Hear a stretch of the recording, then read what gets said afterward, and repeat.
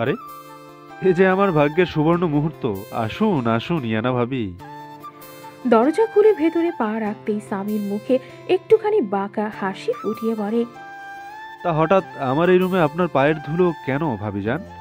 ইয়ানার ঠোঁটে এক প্রকার বিদ্রুপের হাসি খেলে যায়, গলায় শীতল অথচ তীক্ষ্ণ কণ্ঠস্বর। বুঝলে দেব সাহেব, তুমি বড় ষড়যন্ত্রী করো বটে, কিন্তু যাদের দিয়ে করো তারা আসলে কাঁচা খেলোয়াড়। কিছু করতে গেলে চোখ কান খোলা রাখতে হয়।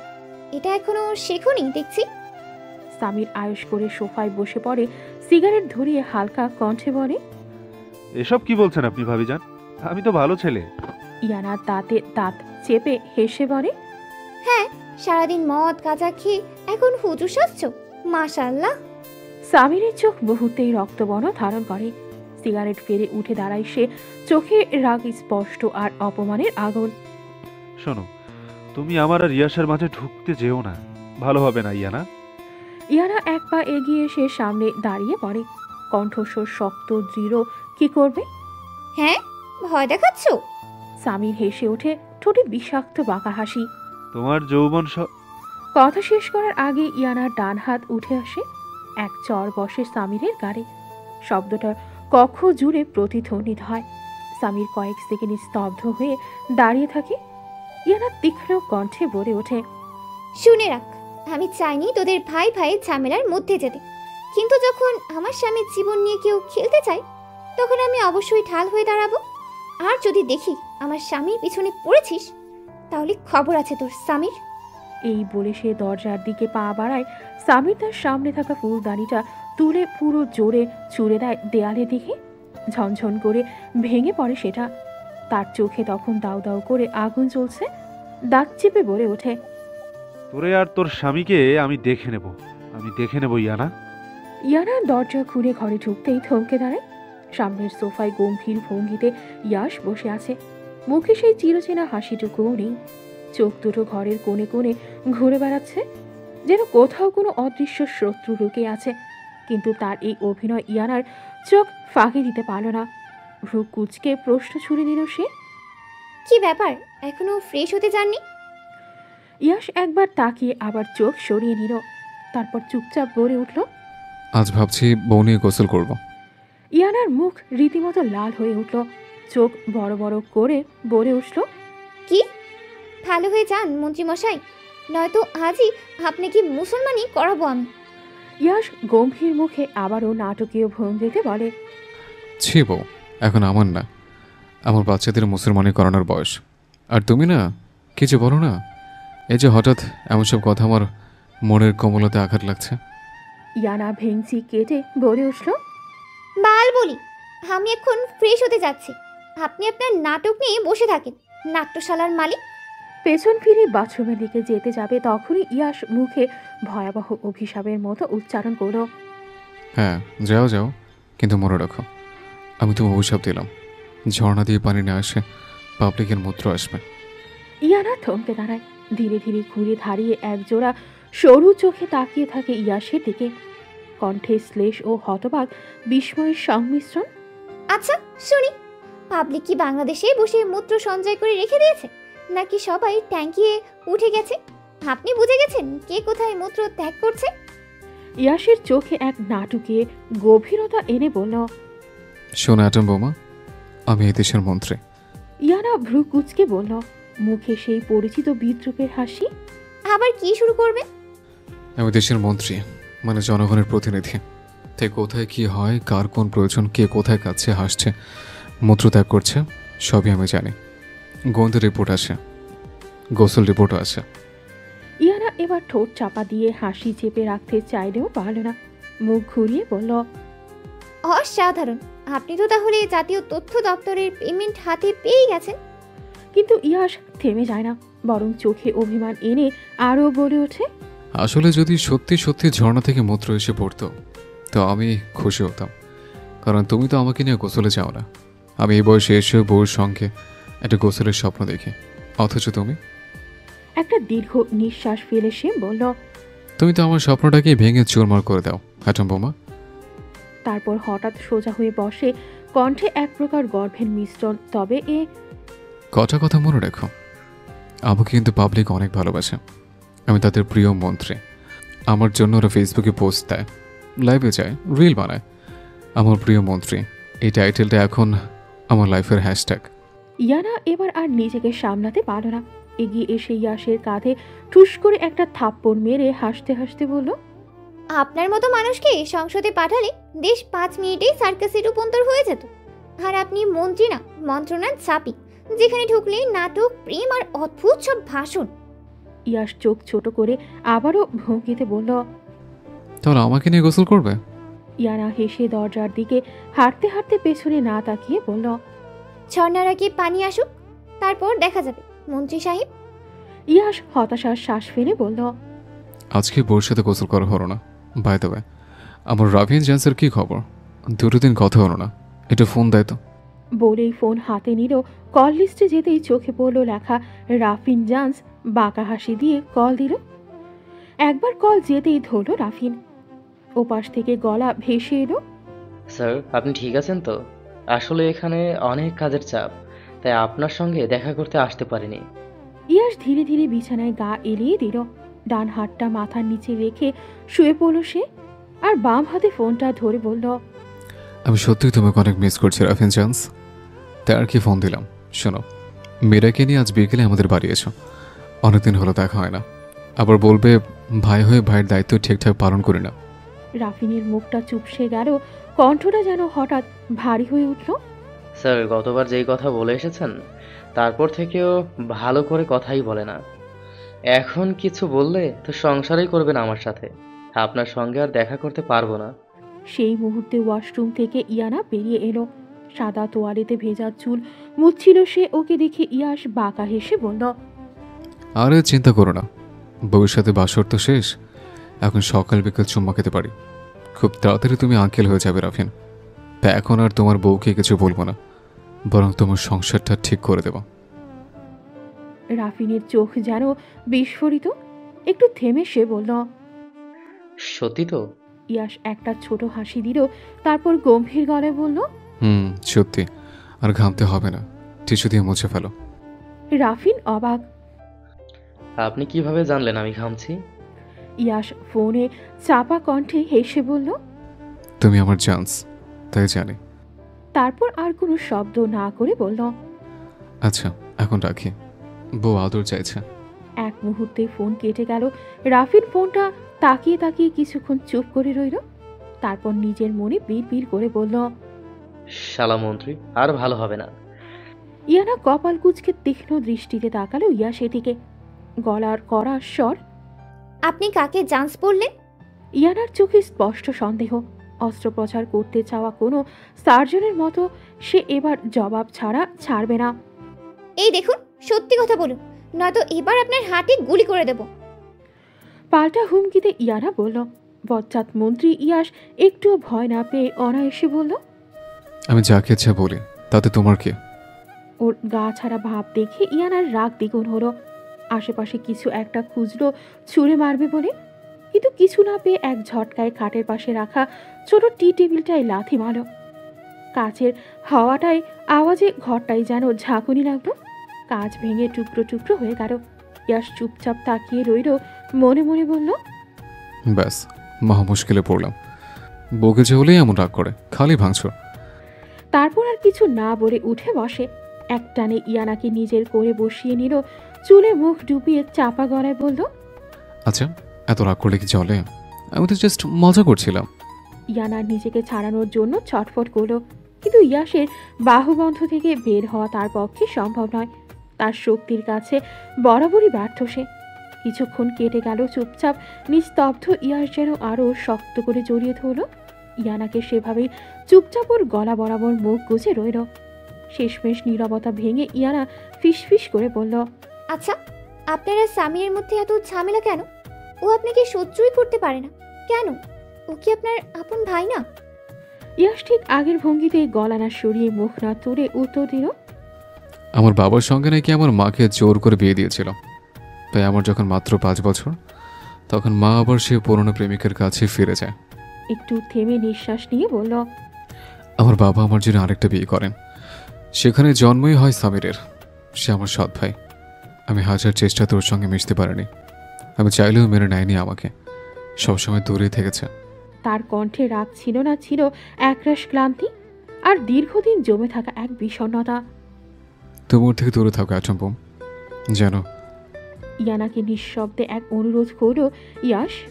ইয়ানা যেন থমকে গেল, বুকের ভেতরটা কেমন করে উঠল, তার চোখে পানি আসার মতো অনুভব হলো।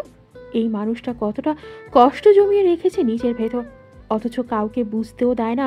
এই লোকটা আজব নয় তো? ইয়ানা ধীরে ধীরে বলল, ও আচ্ছা, আপনার খুব কষ্ট তাই না? ইয়াশ এবার মুখ তুলে হালকা হাসল। আগে হতো, এখন আর হয় না, কারণ এখন সবকিছু আস্তে আস্তে ঠিক হয়ে যাচ্ছে।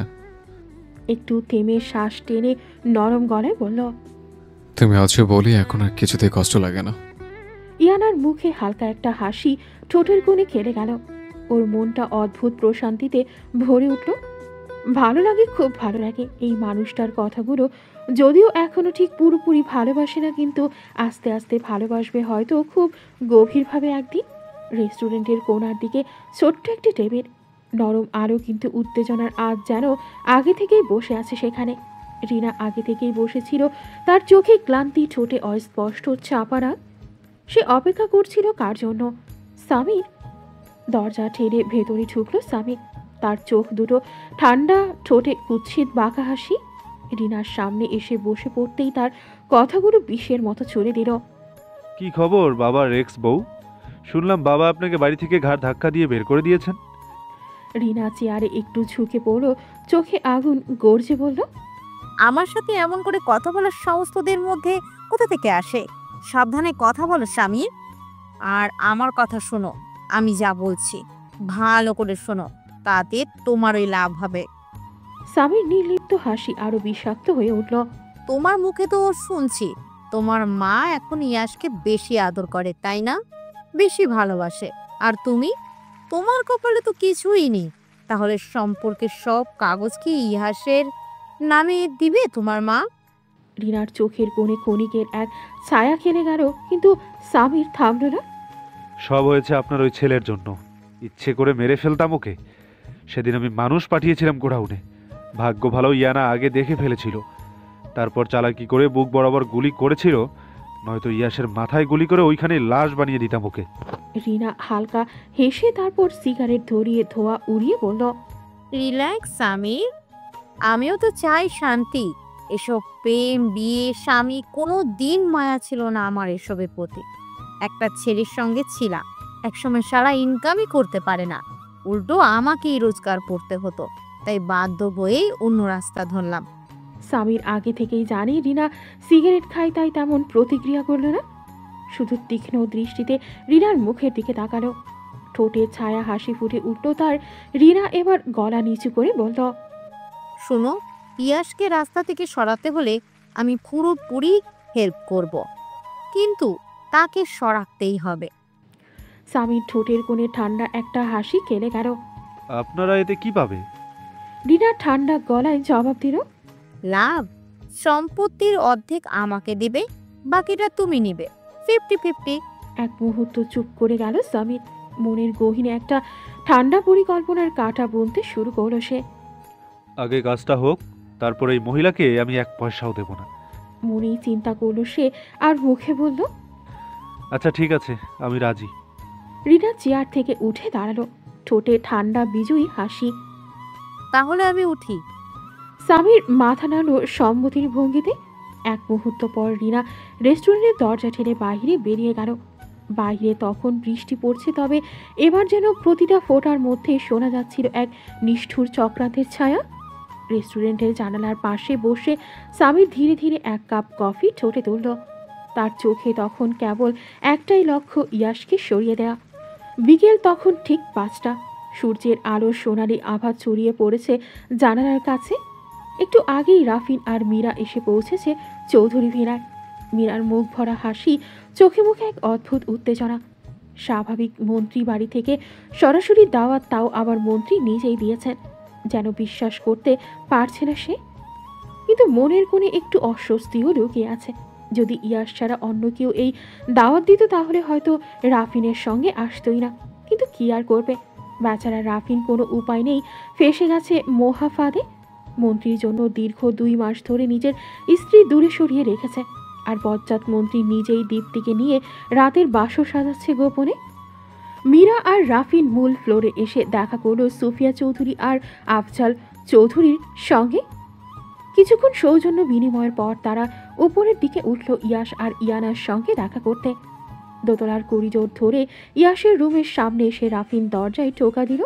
ভেতর থেকে সারা এলো সঙ্গে সঙ্গে। আসো, তোমাদের জন্য তো অপেক্ষা করছিলাম। ইয়াশের হাসি মুখ দরজার ফাঁক গলে উকে দিল। রাফিন আর মীরা রুমে ঢুকতেই ইয়ানা খানিকটা অবাক গলায় বলল, আমাকে তো কেউ বলেনি যে অতিথি আসবে। রাফিন ঠাট্টার ভঙ্গিতে বলল, আরে ম্যাডাম, আপনারা আবার অতিথি নাকি? এমন আপন আপন লোক।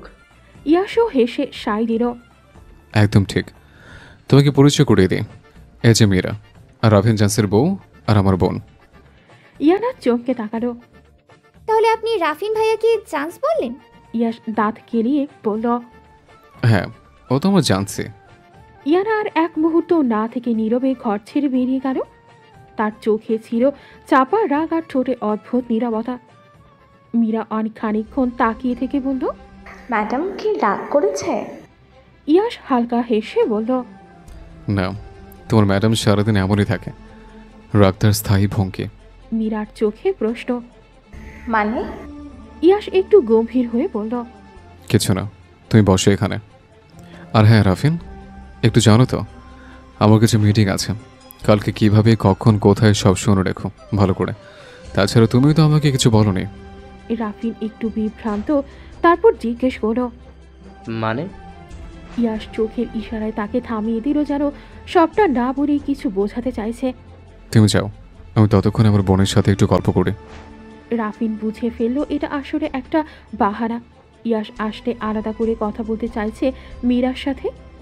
রাফিনের মনে অজানা ভয় ঢুকে পড়ল, যদি আবার কোনো উল্টাপাল্টা কথা বলে আসে।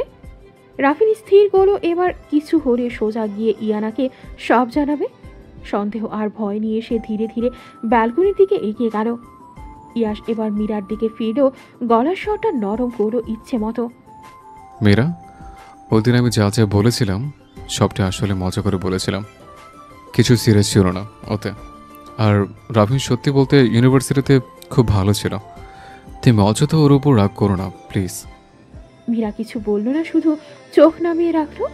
বাইরে হালকা হাওয়া বইছিল, আর কোথাও যেন গোপনে এক নতুন সংলাপ শুরু হচ্ছিল ভেতরে নীরবতায়। ইয়াশ একটু হেসে মীরার চোখে চোখ রেখে বলল, আসলে আমি একটু মজা করতে গিয়ে ওইসব বলেছে, তুমি প্লিজ সব ভুলে যাও। রাফিনকে কষ্ট দিও না, ও আমার খুব কাছের বন্ধু, বিপদ আপদে সুখে দুঃখে সবসময় পাশে পেয়েছে ওকে, তাই তো ক্যারিয়ার করার পরেও ওকে সাথে রাখছে।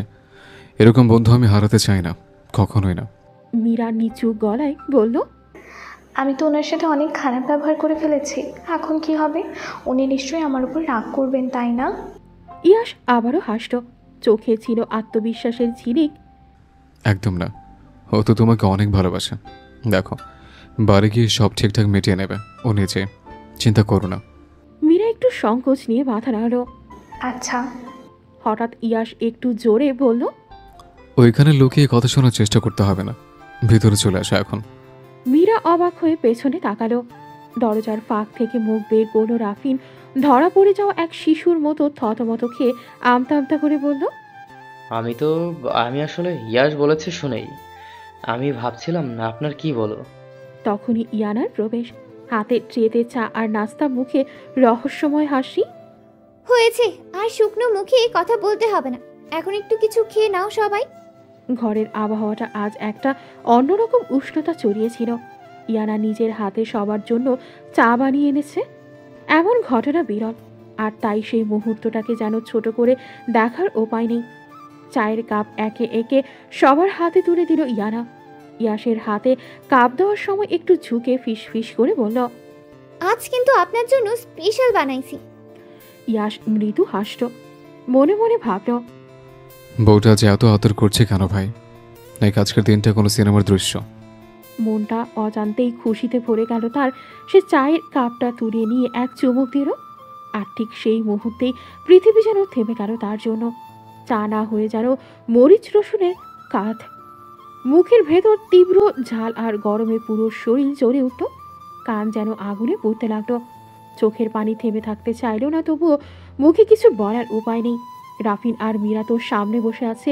এই অবস্থায় সত্যি কথা বলা মানে নিজের মৃত্যু ঘণ্টা নিজেই বাজানো।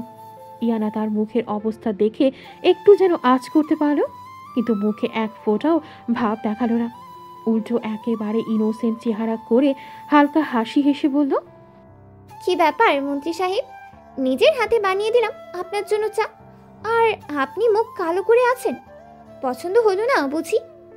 ইয়াশ যেন মুহূর্তেই মহা বিপদে পড়ল।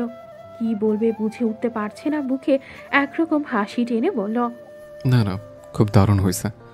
তোমার বানানো প্রথম চা আমার কাছে তো অমৃতই লাগছে। মীরাও তৎক্ষণাৎ যোগ করল, হ্যাঁ হ্যাঁ ম্যাডাম, দারুণ চা বানান। ইয়ানা মুচকি হেসে বলল, আমাকে আপু বলো, ম্যাডাম শুনতে ভালো লাগে না। মীরা হেসে সম্মতিসূচক মাথা নেড়ে বলল, আচ্ছা আপু। ইয়াশ তখনও কষ্ট করে সেই অমৃত চা খেয়ে যাচ্ছে। ইয়ানা চুপচাপ তাকিয়ে দেখে তার মুখে থাকা হাসিটা এবার একটু টলমল করছে। মনে মনে একটু খারাপও লাগলো। হঠাৎ বলল, থাক, আপনারা চা খাওয়া লাগবে না মন্ত্রী সাহেব। ইয়াশ মুচকি হেসে কাপটা টেবিলে রেখে বলল, না না, ঠিক আছে। আমার কাছে তো চা না, ভালোবাসা লাগছে বউ। তুমি বানিয়ে দিছো, এটাই বড় কথা। ঘরের বাতাসে হালকা হাসির ঢেউ উঠল। এক কাপ চা, এক চিলতে ভালোবাসা আর কিছু নিঃশব্দ জ্বলন্ত কান, এই নিয়েই এক মজার বিকেল কাটল তাদের। রাতটা যেন অকারণেই ভারী হয়ে উঠেছে। চারপাশে নিস্তব্ধতা। ঘরের বাতিগুলো জ্বলছে, কিন্তু আলোয় উষ্ণতা নেই। সে আলো ছুঁয়ে যেন আরও বেশি করে বোঝা যাচ্ছে মীরা আজকে কতটা চুপচাপ।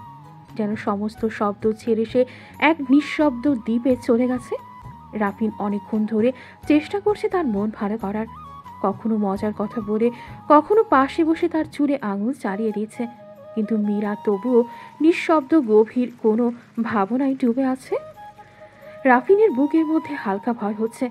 না জানি ওই বজ্জাত মন্ত্রীটা আবার কি বলে দিয়েছে তার সরল ভোলা ভালা বউটাকে। সে আর সহ্য করতে না পেরে ধীরে বলে উঠল, আচ্ছা, আমাকে না বললে বুঝবো কি করে? কি হয়েছে বলো তো বউ। মীরার চোখ কাঁপলো, ঠোঁট কেঁপে উঠল। হঠাৎ করেই এক গলা ফুপিয়ে কান্না বেরিয়ে এলো তার বুক থেকে। মীরা মুখ ঢেকে কাঁদতে লাগলো। রাফিন মুহূর্তেই আটকে উঠে তার পাশে এগিয়ে গেল। আরে আরে বউ, কি হয়েছে বলো তো, আমি কিছু করেছি? মীরা মাথা নাড়িয়ে জানায় না, সে কিছু করেনি। তাহলে? রাফিন আরও উদ্বিগ্ন। মীরা ফুপিয়ে ফুপিয়ে বলতে লাগলো, আমি আমি সেদিন ভাইয়ার কথাটা সিরিয়াসলি নিচ্ছিলাম। আপনি আর আর সেই মেয়েদের ব্যাপারে আমি ভেবেছিলাম সত্যিই কিছু আছে। আমি আপনাকে সন্দেহ করেছিলাম, খারাপ ব্যবহার করেছিলাম, কিন্তু পরে বুঝেছি ভাইয়া মজা করে বলেছিল। আমি বুঝতে পারিনি, প্লিজ আমাকে ক্ষমা করে দিন। আমি আর কোনো দিনও আপনাকে অবিশ্বাস করব না। মীরা কণ্ঠে অনুশোচনা, চোখে লজ্জা, মুখে ভাঙা আত্মবিশ্বাস। রাফিনের বুকের ভেতর তখনই অভিমানটা জমে আছে। হালকা হলেও অনুভব করছে সে। ধীরে ধীরে নিচু স্বরে বলল, তুমি যদি আমাকে বিশ্বাসই না করো, তাহলে বলো তো সারা জীবন একসাথে কিভাবে চলবো আমরা? রাফিনের গলায় কষ্ট লুকানো ছিল না।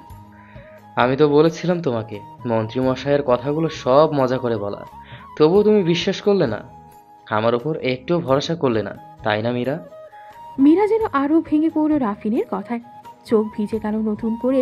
সে ফুপিয়ে ফুপিয়ে কাঁদতে লাগলো। প্লিজ আমাকে মাফ করে দিন, আমি খুব ভুল করেছি। আপনি যেই শাস্তি দেবেন আমি মাথা পেতে নেব। শুধু আমাকে ক্ষমা করে দিন, আমি আপনাকে আর কখনো সন্দেহ করব না।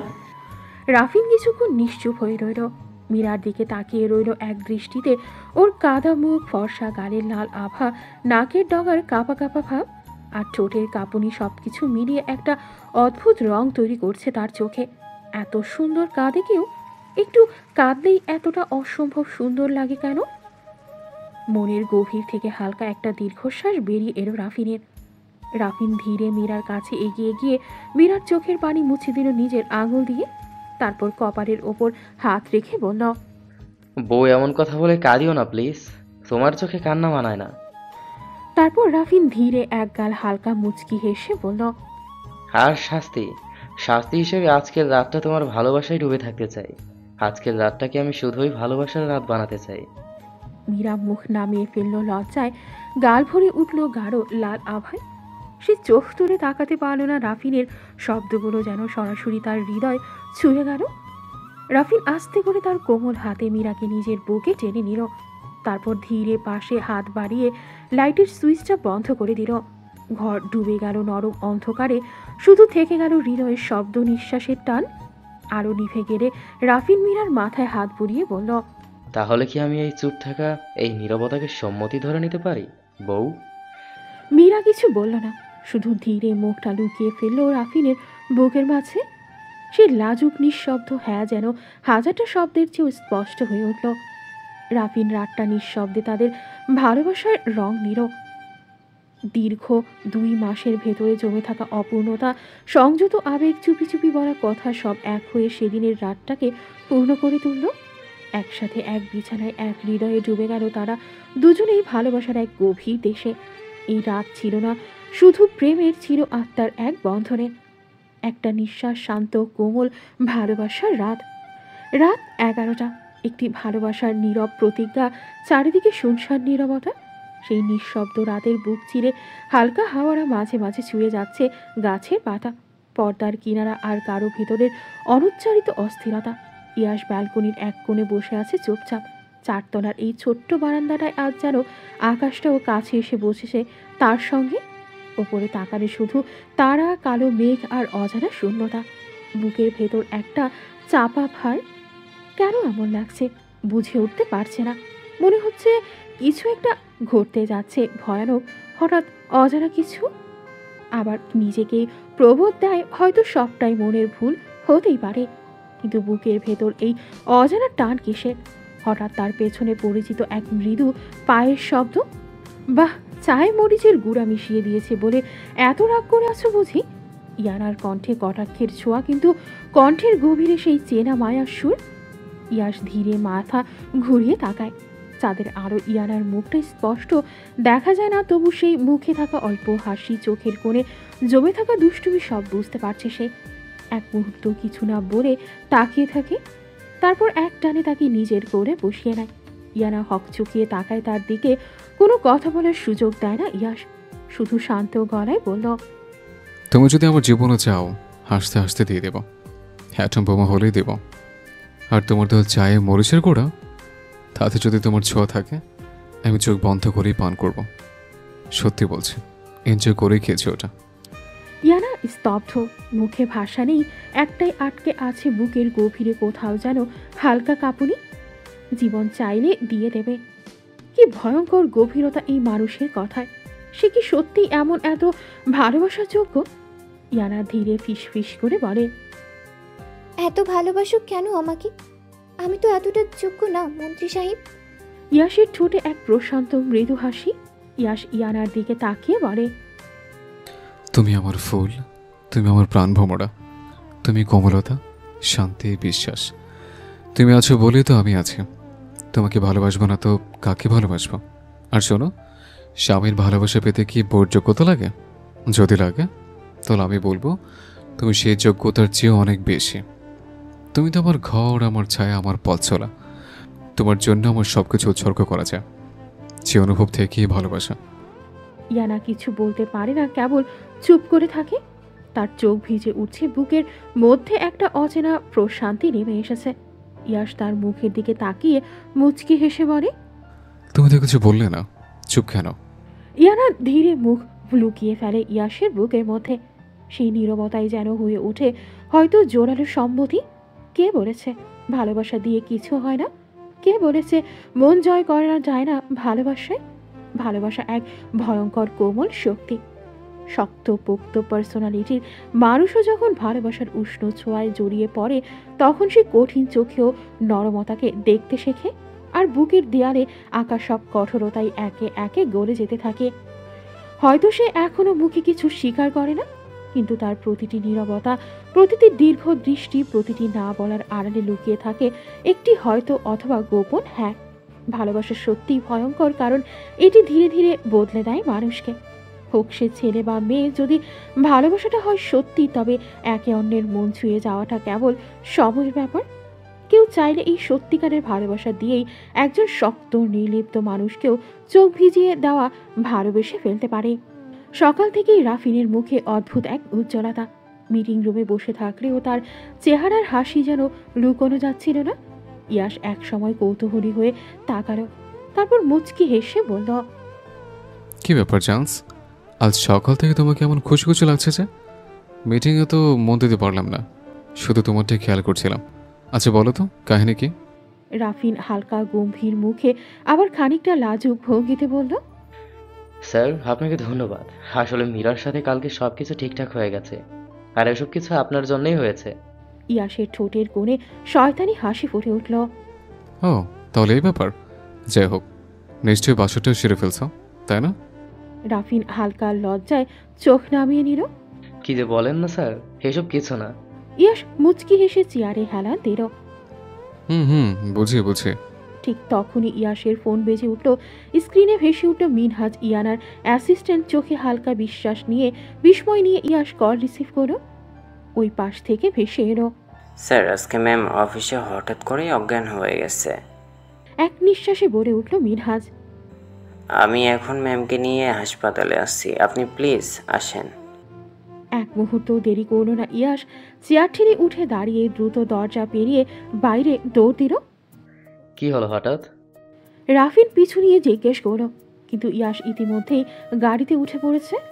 রাফিন এক মুহূর্ত থামল, তারপর আরেকটা গাড়ি নিয়ে বেরিয়ে গেল। পেছনে 5টা গাড়ি। রাফিন নিজের মনে বলল, যদি শত্রুরা কিছু করে, এদের উপর বিশ্বাস নেই। শহরের ভিড় চিরে ইয়াশের গাড়ি এগিয়ে চলেছে, আর তার ঠিক পেছনেই রাফিনের গাড়ি। হাসপাতালের গেটে পৌঁছে ইয়াশ গাড়ি থেকে নেমে দৌড়ে ভেতরে ঢুকল। করিডোরে বসে থাকা মিনহাজ তাকে দেখে সঙ্গে সঙ্গে উঠে দাঁড়ালো। ইয়ানা কোথায়, আর কখন এরকম হয়েছে? ইয়াশের কণ্ঠে ছিল তাড়াহুড়া আর উদ্বেগের মিশেল। মিনহাজ তাড়াতাড়ি উত্তর দিল, স্যার একটা মিটিং করে কেবিনে ফিরছিলেন, তখনই হঠাৎ করে এরকম হয়। এখন ম্যাম কেবিনে আসছেন। কথা শেষ না করে ইয়াশ প্রায় ছুটে গেল ক্যাবিনের দিকে।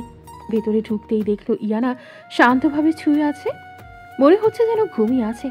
ঠিক তখনই দরজায় ডাক্তার ঢুকলো। ইয়াশ তড়িঘড়ি জিজ্ঞেস করলো, কি হয়েছে ওর? ডাক্তার মৃদু হেসে বলল, রিল্যাক্স মন্ত্রী সাহেব, আপনি বাবা হতে চলেছেন। এক মুহূর্তের জন্য ইয়াশের বুকের ভেতর কেমন যেন নীরব ঢেউ বয়ে গেল। হৃদয় শীতল হয়ে এলো, যেন সারা পৃথিবী থেমে গেছে সেই এক মুহূর্তে। ইয়ানার চোখ ধীরে ধীরে খুলল। সাদা হাসপাতালের আলোয় ঝাপসা দৃষ্টি ধীরে ধীরে স্পষ্ট হতে লাগলো। প্রথমেই চোখ পড়ল ইয়াশ ঠিক পাশে বসে আছে, মাথা হালকা ঝুলে, তবুও তার হাত ইয়ানার হাতের কাছাকাছি রাখা। ইয়ানাকে জেগে উঠতে দেখে ইয়াশ সোজা হয়ে বসল, ঠোঁটে এক চেনা দুষ্টু হাসি। আরে অ্যাটম বোমা রে, এ অল্পতে ভেঙে পড়লে চলবে না, এখন অনেক পথ চলে বাকি। ইয়ানা অবাক চোখে তাকিয়ে রইল, চোখে প্রশ্ন, ঠোঁটে নীরবতা। ইয়াশ সেই দৃষ্টি দেখে মুচকি হাসে, ধীরে ধীরে তার হাতের পিঠে ঠোঁট ছোঁয়ালো।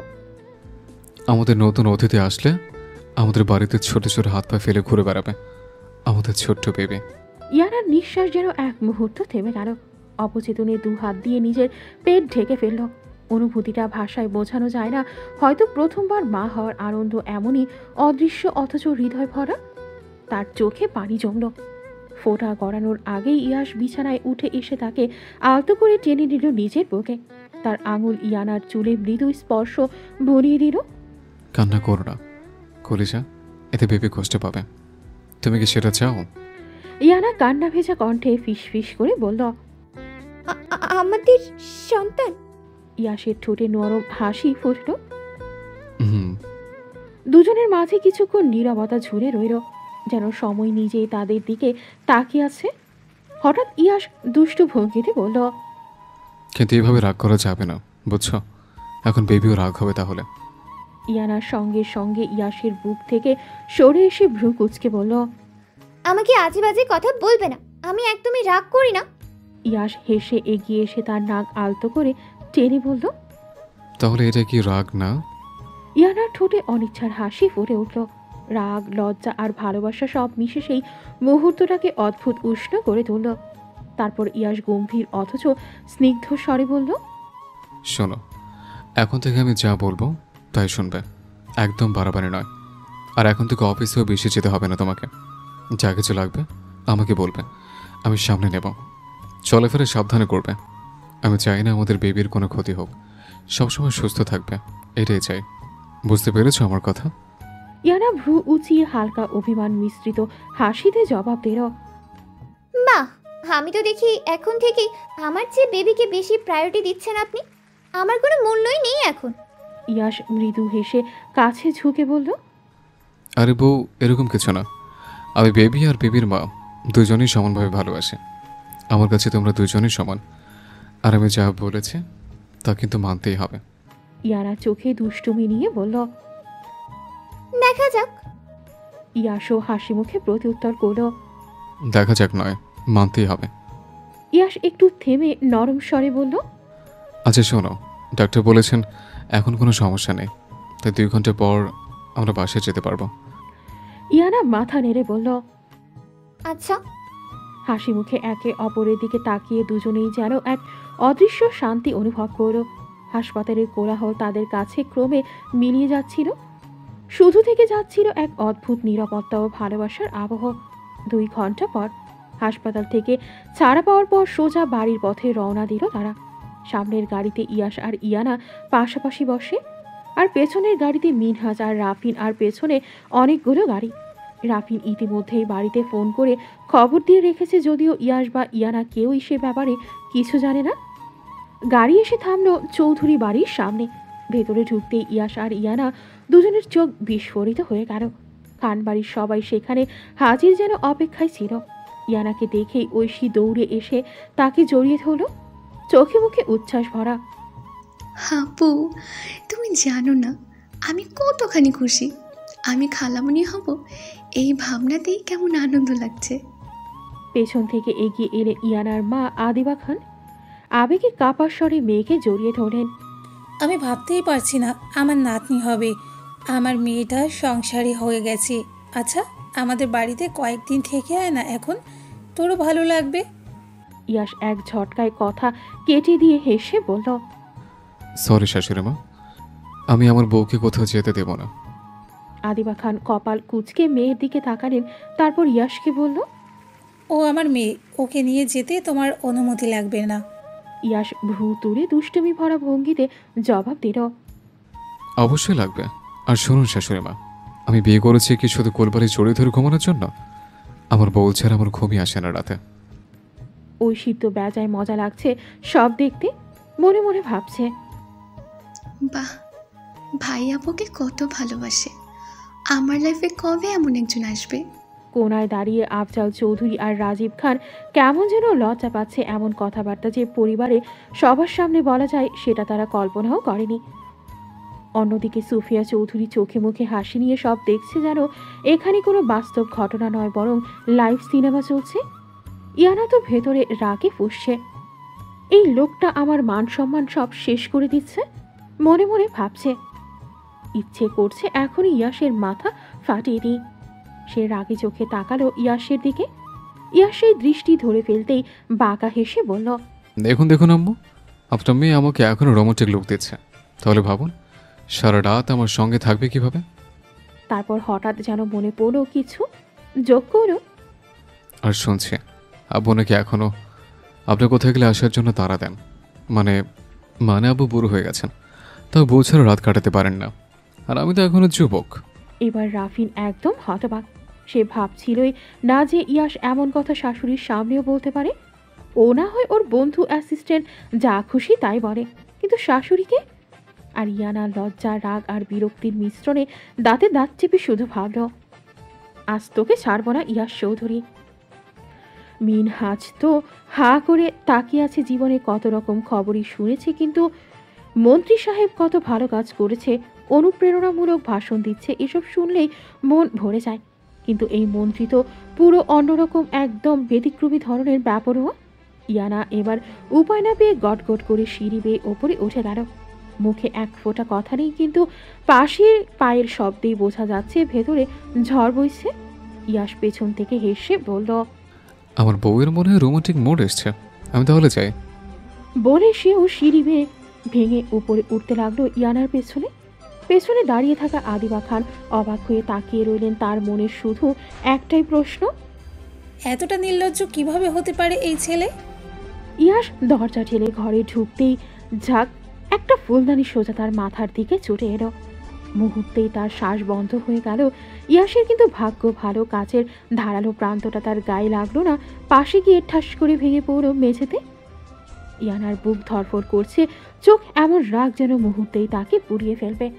তার কপালের শিরা টান টান, দাঁত শক্ত করে চেপে আছে। মনে হচ্ছে যদি পারত ওই মুহূর্তেই বজ্জাত মন্ত্রীকে ধরে তক্তা বানিয়ে ফেলত।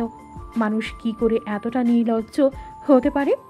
ইয়াস ধীরে ধীরে নিঃশ্বাস ছেড়ে বলল, আর অ্যাটম বম, আমি আবার কি করলাম? আর তুমি তো রাগ করলে আমাদের বাচ্চারও এসব শিক্ষা পাবে। তো এভাবে কেউ নিজের একমাত্র স্বামীর দিকে এসব ছুড়ে মারে? জানো, একটু এদিক ওদিক হলে মাথা থেকে আমার হার্ট বেরিয়ে দিয়েছে। তো ইয়ানার তীক্ষ্ণ দৃষ্টিতে তাকালো, ঠোঁটের কোণে তাচ্ছিলের ঝাঁক। একদম আজে বাজে কথা বলবেন না, সারা ভণ্ড। মাথা দিয়ে কখনো কারো হার্ট বের করে? আর আপনি কিভাবে আপনার শাশুড়ির সাথে এইসব কথা বললেন? ইয়াস ধীরে ধীরে তার দিকে এগিয়ে গেল। চোখের গভীরে ক্লান্তি আর গোপন অপরাধ বোধের ছায়া। বিছানার কিনারায় বসে নরম গলায় বলল, দেখো, আমি যা বলেছি সেটাই সত্যি। তারপর একটু অ্যাটিটিউড নিয়ে বলল, তুমি জানো তো আমি মিথ্যা বলতে পারি না, তাই তো ওইভাবে বলতে হলো। আর তোমার ভয়েই বলে ফেললাম। হার তো বুকে থাকে, তাই না? ইয়ানা চোখ কুচকে তাকালো, তারপর বলল, দেখুন, আমার কিন্তু প্রচুর রাগ হচ্ছে। আপনি আর কখনো এমন কথা বলবেন না, বলে দিলাম। ইয়াস ঠোঁটের কোণে দুষ্টু হাসি টেনে বলল, তাহলে আমার একটা শর্ত আছে। ইয়ানা ভ্রু তুলে তাকালো। কি শর্ত? ইয়াস হালকা ঝুঁকে এসে চোখে একরাশ দুষ্টুমি নিয়ে ফিসফিস করল, তোমার এই গোলাপি ছোট দিয়ে সকালে 50টা আর রাতে 50টা কিস করবা।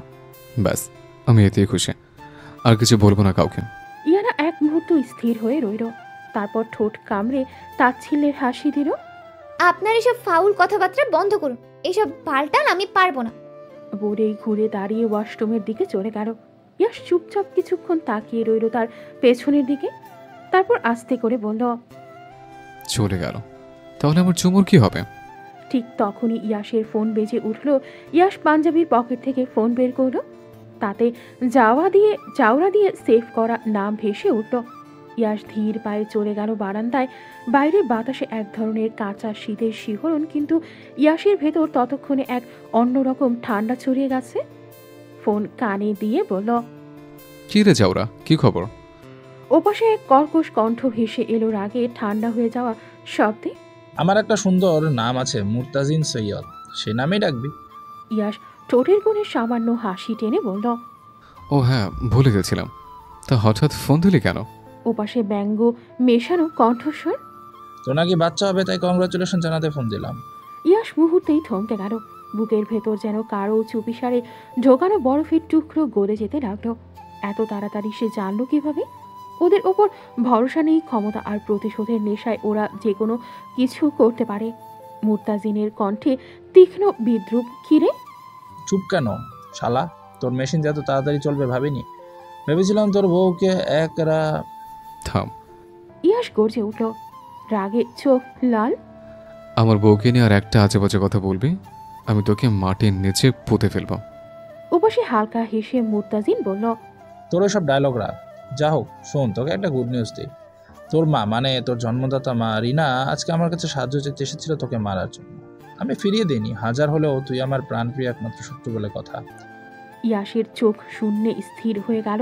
ওর মা? কথা আটকে গেল গলায়। মুরতাজিন নির্লিপ্তভাবে বলল, আচ্ছা যাই হোক, এখন রাখি, অনেক কাজ আছে, তোকে মারার প্ল্যান করতে হবে তো। তারপর একরাশ শীতল হাসি হা হা করে লাইন কেটে গেল। ইয়াস ধপধপ করে বসে পড়ল দোলায়। বুকের ভেতর এত শব্দ, অথচ ঠোঁট থেকে একটা শব্দ বের হলো না। বাসায় ঢোকার পর থেকেই রাফিন মীরাকে জড়িয়ে ধরে শুয়ে আছে। অবশেষে ধৈর্য হারিয়ে মীরা বলল, হয়েছে, আসার পর থেকেই ঘষাঘষি শুরু করেছেন, আপনার প্রবলেম কি? রাফিন কিছুক্ষণ চুপ করে রইল, তারপর হঠাৎ মীরাকে আরো শক্ত করে টেনে নিল নিজের বুকের মধ্যে। তার চোখে তীক্ষ্ণ দৃষ্টি, কণ্ঠে গোপন রাগের ছোঁয়া। জানো মন্ত্রীমশাই বাবা হতে চলেছেন। মুহূর্তেই মীরার মুখে আলো ফুটে উঠল। সত্যি? রাফিন ঠান্ডা গলায় বলল, কিন্তু এতে তুমি খুশি হচ্ছ কেন? লজ্জা করে না তোমার? আমাদের বিয়ের কত পরে বিয়ে হলো ওদের, আর আমাদের আগেই ওদের বাচ্চা হয়ে যাচ্ছে। এখন তো লোকে বলবে আমার পুরুষত্বের সমস্যা আছে, ভাববে আমার মেশিনের প্রবলেমে, অথচ আমি একদম ঠিকঠাক। মীরা বিস্ময়ে বড় বড় চোখ করে তাকালো। কি বলছেন আপনি শয়তান বেটা? এসবের জন্যই নাকি এতক্ষণ ধরে এই আচরণ? ছাড়ুন আমাকে। কিন্তু রাফিন চালো না, বরং আরও শক্ত করে বুকে চেপে ধরল। তার গলায় অবিচল দৃঢ়তা। না, একদম না। আজ এই মুহূর্ত থেকে আমার বাচ্চা নেওয়ার প্রসেসিং শুরু করব, আর যে পর্যন্ত বাচ্চা না হয় নো থামাথামি। মীরা চোখ কুঁচকে তাকালো। আপনার মাথাটা পুরো গেছে, কী সব বলছেন? রাফিন গম্ভীরভাবে জবাব দিল, একদম সত্যি বলছি, আমাদেরও এখন বাচ্চা দরকার। কচু দরকার, ছাড়ো।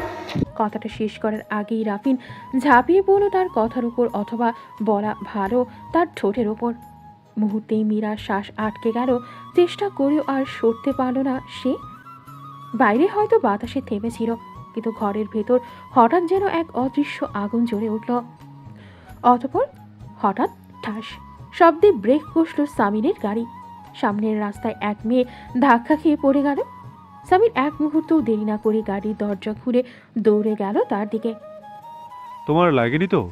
মেয়েটি ধীরে ধীরে মুখ তুলল, আর সেই মুহূর্তেই সামিরের বুকের ভেতর যেন কিছু থমকে গেল।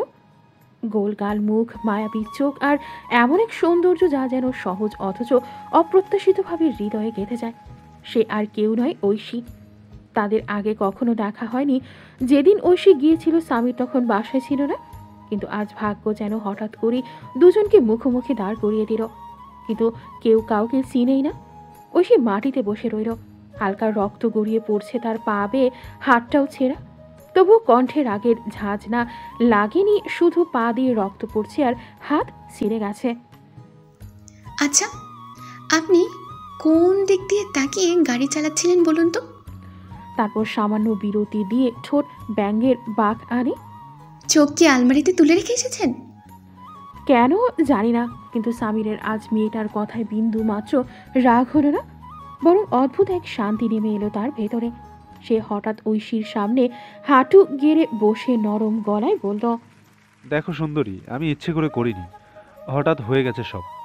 আর কথা না বাড়িয়ে এক ঝটকায় ঐশীকে কোলে তুলে নিল। ঐশী তো একেবারেই অবাক। এত তাড়াতাড়ি আর এত সহজে কাজটা হবে সে ভাবেইনি। সামির তাকে গাড়িতে বসিয়ে নিজেও গিয়ে বসল। দ্রুত ফার্স্ট এড বক্স খুলে পা আর হাতের ক্ষত পরিষ্কার করতে লাগলো। মাঝে মাঝে যেন কষ্ট না হয় সে ফু দিয়ে দিচ্ছিল ক্ষতের ওপর অদ্ভুত এক যত্নে। ঐশীর মনে হচ্ছিল এ যেন কোনো মুভির দৃশ্য নায়ক তাকে আগলে রাখছে, যেন বাইরের দুনিয়ায় কোনো বিপদ তার গায়ে না লাগে।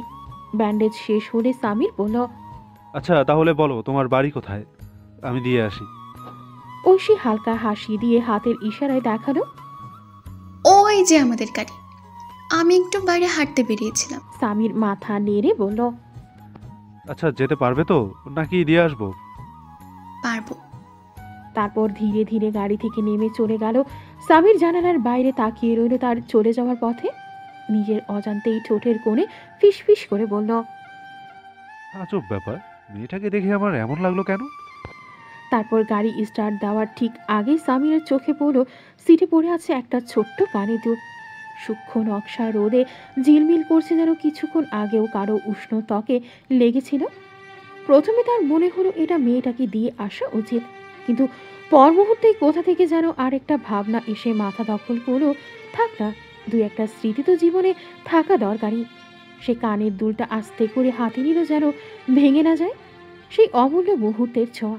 তারপর যত্ন করে গাড়ির সামনে ড্যাশবোর্ডে রেখে দিল। গাড়ি ধীরে ধীরে রাস্তায় গড়িয়ে চলল, আর সামিরের মনে হচ্ছিল আজ এই ছোট্ট কানের দুলটাই যেন তাকে অদ্ভুত এক অজানা গল্পের দরজা খুলে দিয়েছে।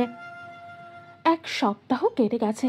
ইয়াশ যেন ইয়ানার যত্ন নিতে নিতে নিজেই একটা বাচ্চায় পরিণত হয়েছে। হাসপাতাল থেকে ফিরে আসার দিন বিকেলেই নিজের রুমটাকে ঠিক ওদের বেডরুমের মতো সাজিয়ে ফেলেছিল সে। পর্দা থেকে শুরু করে বালিশের অবস্থান, এমনকি ইয়ানার প্রিয় ল্যাম্পটাও ঠিক জায়গায় বসানো, যেন কোনোভাবেই তার ওপরে ওঠা নামার প্রয়োজন না হয়।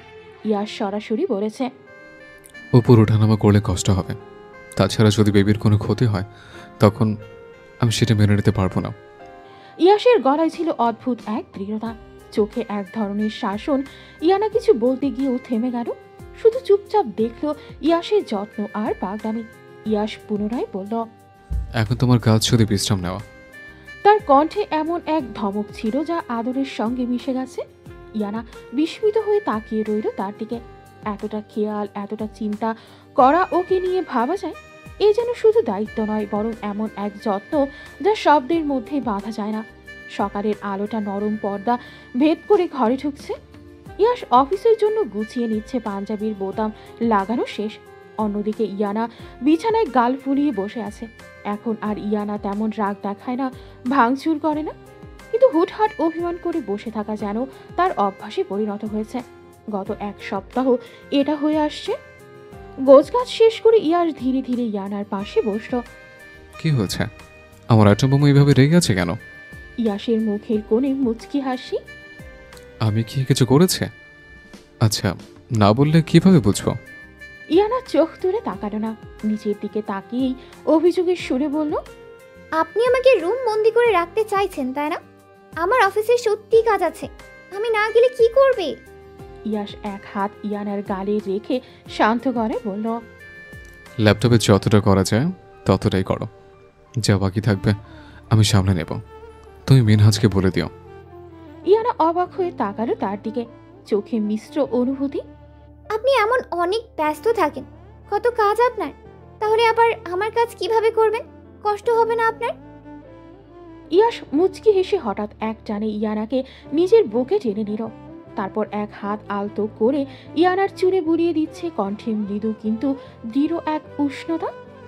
তোমার জন্য আমি সব পারবো। আমি শুধু চাই আমাদের বাচ্চা সুস্থভাবে পৃথিবীতে আসুক, আর তুমি সুস্থ থেকো। তারপর ধীরে ধীরে ইয়ানাকে বসিয়ে দিল, দু হাত দিয়ে তার মুখটা কোমলভাবে ধরে বলল, বউ, একটা চুমু খাবো। সত্যি বলছে, একটা খাবো, কারণ এখন তুমি প্রেগন্যান্ট। ইয়ানা থমকে গেল, চোখে খানিক বিস্ময়, মনে মনে কটাক্ষ করল, শালা, খাবি তো খা, এমনি তো অনুমতি নিস না। আজ এত ভালো হলে কিভাবে? আর আমার বুঝি লজ্জা করে না? ইয়াসের চোখে ছিল দুষ্ট ছিঁড়ে, আর ইয়ানার মনে উথাল পাথাল ভাবনা। বাইরে থেকে সেই গম্ভীর, ভেতরে যেন হাসি আটকে রেখেছে। এসব ভাবনার মাঝেই ইয়ানা টের পেল তার ভিজে ঠোঁট এখন অন্য কারো আয়ত্তে। আর কার? মন্ত্রী সাহেবের এই হঠাৎ আগ্রাসনে ইয়ানার হৃদস্পন্দন মুহূর্তেই বেড়ে গেল। ইয়ানাও আস্তে করে চোখ বন্ধ করল। আঙুলের ডগা ইয়াসের চুলের ভাঁজে ঢুকে গেল, যেন অদৃশ্য এক সেতু তৈরি হলো তাদের মাঝে। সময় যেন থেমে গেছে, কতক্ষণ কেটে গেল তার হিসেব নেই। শুধু বোঝা গেল ইয়ানার দম যেন আটকে আসছে। ঠিক তখনই ইয়াস আলতো করে ছেড়ে দিল। তারপর ইয়াস নিজের কপাল ইয়ানার কপালে ঠেকিয়ে মুচকি হেসে বলল, বাহ, আমার বউয়ের বেশ উন্নতি হয়েছে, গুড। কথাটা শেষ হওয়ার আগে ইয়াস উঠে দাঁড়ালো, ইয়ানাকে কিছু বলার সুযোগ না দিয়েই বেরিয়ে গেল রুম থেকে। ইয়ানা অবাক হয়ে দরজার দিকে তাকিয়ে রইল একটা মুহূর্ত পর। তারপর ঠোঁটের কোণে নিজেও না বুঝে এক ফোঁটা মিষ্টি হাসি ফুটে উঠল। পাগল একটা মনে মনে আওড়ালো সে, আর বুকের ভেতরটা অদ্ভুত এক উষ্ণতায় ভরে উঠল। ইয়াস নিজের কেবিনে ঢুকতেই চমকে গেল। রিনা বহু বছর পর মায়ের মুখোমুখি, অথচ বুকের ভেতর ভালোবাসা নয়, অদ্ভুত এক ঘৃণা ঢেউ খেলল। কালকে আমাকে মারবে বলে মোরতাসিন সৈয়দের কাছে গিয়েছিলে, তাহলে আজ এখানে কেন? ভাবনাটা মাথায় আসতেই চোয়াল শক্ত হয়ে গেল ইয়াসের। কোনো কথা না বলে গিয়ে নিজের চেয়ারে বসে পড়ল সে, যেন সামনে কেউ নেই। রিনা এক মুহূর্ত অস্বস্তিতে চুপ করে রইল, মুখে সামান্য অপমানের ছাপ, তবুও সব রাগ এক পাশে রেখে বলল, কেমন আছিস বাবা? ইয়াস ঠোঁট বাঁকিয়ে তাচ্ছিল্যের হাসি দিল। কি ব্যাপার মিসেস রিনা, হঠাৎ আপনার আমাকে দরকার হলো? না মানে স্বার্থ ছাড়া তো আপনি আবার কিছু করেন না। রিনা একটু থমকাল, তারপর শান্ত গলায় বলল, কিভাবে কেন বলছিস? আমি চাই তুই ভালো থাক, তাই তোর সাথে দেখা করতে এসেছি। ইয়াস সামনে ঝুঁকে চোখে বিদ্রুপ দেখে মেখে বলল, আচ্ছা, দেখতে আসছেন নাকি খোঁজ নিতে আসছেন? কখন সুযোগ পাবেন আমাকে মারার? রিনা হঠাৎ গলা নরম করে বলল, এইসব কি বলিস? আমি তোর মা, আমি কিভাবে তোকে মারতে পারি? ইয়াসের ধৈর্যের বাঁধ এবার ভেঙে গেল। চোখ লাল হয়ে উঠল, কণ্ঠে তীব্র ক্ষোভ। আপনি আমার কোন মা? সেই মা যে তার প্রেমিকের সাথে পালিয়ে যায়, আমাকে একা ফেলে রেখে? নাকি সেই মা যে এত বছর পরে ফিরে এসে আমাকে আবার চিরতরে শেষ করে দিতে চায়? কথাগুলো যেন ছুরি হয়ে বাতাস চিরে গেল। রিনা এক মুহূর্ত স্তব্ধ হয়ে তাকিয়ে রইল তার দিকে। ইয়াসের চোখের আগুন দেখে বুঝলো সব জেনে গেছে সে। তখন ঠোঁট বাঁকিয়ে বিদ্রুপের হাসি ছুড়ে দিল রিনা। আমি তো কোনো ক্ষতি করব না যদি তুই তোর সম্পত্তির অর্ধেক আমাকে দিয়ে দিস। ইয়াস মুখ ফিরিয়ে নিল, যেন তার দিকে তাকাতেও ঘৃণা হচ্ছে। আমার এখন নিজের উপরে ঘৃণা হচ্ছে। ছি, আপনার মতো এতটা জঘন্য মানুষের গর্ভে আমার জন্ম হয়েছিল, এটা আমার সবচেয়ে বড় লজ্জা। কেবিনের নীরবতা নেমে এলো, কিন্তু সেই নীরবতায়ও শোনা যাচ্ছিল সম্পর্কের ভাঙা সেতুর প্রতিধ্বনি। রিনা ঠান্ডা গলায় বলল, এসব ঘৃণা টিনা পরে করবে, আগে আমাকে সম্পত্তি দে, নয়তো তোর সন্তান সহ তোর বউ দুজনেই নিখোঁজ হয়ে যাবে। ডিসিশন তোর। কথাগুলো ফেলে রেখে দরজা ঠেলে বেরিয়ে গেল সে। মুহূর্তে ইয়াসের রক্ত যেন ফুটে উঠল। টেবিলের ওপর থাকা ফাইল, কলম, পেপারওয়েট সব একসাথে ছুঁড়ে ফেলল দেয়ালে। কাঁচের শব্দে কেবিন কেঁপে উঠল। শব্দ শুনে রাফিন দৌড়ে এলো। স্যার, কি হয়েছে? কিন্তু ইয়াস কোনো উত্তর না দিয়ে হনহন করে কেবিন থেকে বেরিয়ে গেল। রাফিন এক মুহূর্ত থমকে দাঁড়িয়ে ভাবল, হঠাৎ কি হলো স্যারের? পরক্ষণে মনে পড়ল স্যার একা যাচ্ছে। সে তাড়াতাড়ি দৌড় দিল, কিন্তু ততক্ষণে ইয়াস গাড়ি নিয়ে বেরিয়ে গেছে। কোথায় যাচ্ছে এই মুহূর্তে তা বলা মুশকিল। গত এক সপ্তাহে সামিরের ভেতরে যেন এক অদ্ভুত পরিবর্তন ঘটেছে। কোনো খারাপ কাজে হাত দিতে গেলেই মেয়েটার মুখ ভেসে ওঠে, শান্ত নিষ্পাপ চোখ দুটি যেন নীরবে প্রশ্ন করছে, তুমি কি সত্যি এসব করবে? ইয়াসের ক্ষতি করার পরিকল্পনা করছিল সামির। তখনই কানে ভেসে এলো মেয়েটার নরম কণ্ঠ, আমি এসব না পছন্দ করি না। তাই তো মুর্তাজিনকে ফোন করে না করে দিল এসব করবে না বলে, না করে দিল। সেই রাতে ড্রিঙ্ক করতে বসেছিল। গ্লাস টোটের কাছে আনতেই মনে হলো মেয়েটার দৃষ্টি তাকে বিদ্ধ করছে, যেন চোখে চোখ রেখে বলছে, এসব খাও তুমি, আমি তোমাকে এমন দেখতে চাই না। গ্লাস ধীরে ধীরে টেবিলে নামিয়ে রাখলো সামির। সিগারেটের আগুন ধরানোর সময়ও একই দৃশ্য। এবার মেয়েটার ঠোঁট যেন তার চোখের সামনে এসে থেমে গেল, মোলায়েম, উষ্ণ। আর সেই ঠোঁট থেকে ভেসে এলো এক মধুর অথচ অধিকারী কণ্ঠ, এই ঠোঁট দুটো শুধু আমার, তুমি কেন এগুলো সিগারেটে পোড়াচ্ছ? এক এক করে অভ্যাসগুলো ভেঙে যাচ্ছে। যা তাকে আগে আনন্দ দিত এখন তাকে কোনো কেন শান্তি নেই। মেয়েটা কাছে নেই, তবুও তার ছায়া যেন সামিরের চারপাশ ঘিরে আছে, যেন দূর থেকেও সে সামিরের প্রতিটি পদক্ষেপ নিয়ন্ত্রণ করছে। অথচ সামিরের একটু আপত্তি নেই। জীবনে কত মেয়ের সঙ্গে ওঠা বসা হয়েছে, হাসি ঠাট্টা কিংবা রাত জাগা কথোপকথন, কারোর জন্যই এমন অনুভূতি কখনো জাগেনি। অথচ এই অচেনা মেয়েটা যেন তার ভেতর সবকিছু ওলট পালট করে দিয়েছে। নিজের মনে নিজেকেই ধমকালো, সামির, খুব বাজেভাবে ফেসে গেছিস তুই। সামির, খুব বাজেভাবে। সবচেয়ে বড় কথা, মেয়েটার নামটাও জানে না। তবুও তার মুখের প্রতিটি রাখা চোখের গভীরতা, হাসির আভাস সবই তার মনে গেঁথে গেছে। আঁকায় দক্ষ স্বামী সেই স্মৃতিকে বন্দি করে রেখেছে সাদা কাগজে। ছবি এঁকে রেখেছে মেয়েটার যেন হারিয়ে যাওয়া মুহূর্তটাকে আঁকড়ে ধরার এক মরিয়া চেষ্টা। প্রথম দেখা হওয়ার সেই জায়গায় প্রতিদিন যায়, শুধু যায় না, দিনে 2-3 বার করেও ছুটে যায়। হয়তো মেয়েটা আসবে, হয়তো আবার দেখা হবে, কিন্তু না, প্রতিবারই ফলাফল শূন্য। শূন্যতার চেয়েও বেশি কষ্টদায়ক। মাঝে মাঝে নিজের ওপরই রাগ হয় সামিরের। ওই দিন যদি আরও কিছু জিজ্ঞাসা করতো, অন্তত নামটা হলেও, তাহলে কি হতো? গত এক সপ্তাহে সামির অফিসে যায়নি। আফজল চৌধুরী এখন কিছুদিন অফিসে উপস্থিত থাকছেন, তাই সামিরও নিজেকে বিরতি দিয়েছে। আজ দুপুরে হঠাৎ মন চাইল একটু দেখা করে আসা যাক, তাও বেশি কাজ নেই। দুপুর গড়াতেই অফিস থেকে ফেরার পথে ছিল সে, হঠাৎ রাস্তার পাশে চোখ আটকে গেল। ভিড়ের ফাঁক দিয়ে স্পষ্ট দেখল মেয়েটাকে। সামির তাড়াহুড়ো করে ড্রাইভারকে বলল, গাড়ি থামাও। গাড়ি থামতেই দরজা খুলে নেমে গেল সে। ঐশী ফুটপাতের এক কোণে দাঁড়িয়ে ফুচকা খাচ্ছিল। সামির কাছে যেতেই সে অবাক হয়ে তাকালো, তারপর ভ্রু তুলে বলে উঠল, আরে আপনি সেই লোক না যিনি আমাকে গাড়ি দিয়ে ধাক্কা দিয়েছিলেন? সামিরের কপাল কুঁচকে গেল, মনে মনে বিরক্ত স্বরে বলল, ভাবা যায় এই মেয়ের জন্য আমার খাওয়া, গোসল, ঘুম সব হারাম হয়ে গেছে। আরে সে কিনা শুধু ধাক্কার ঘটনাটাই মনে রেখেছে। ভাই ওইটা তো ইচ্ছে করে দেইনি। আর তার থেকেও বড় কথা, আমি কত যত্ন করে ব্যান্ডেজ করেছিলাম সেটাও মনে নেই।